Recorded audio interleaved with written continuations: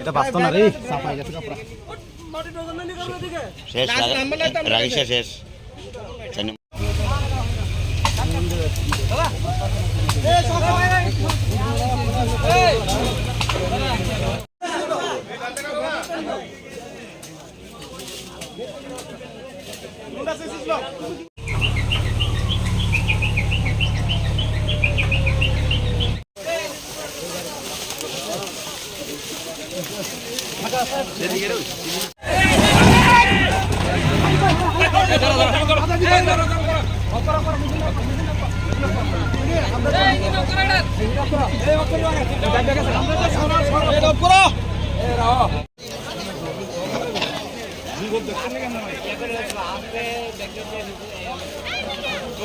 ওখানে আয়া দেখছি, খবর পাইছি, দৌড়ে আয়া দেখছি ভাই এই অবস্থা।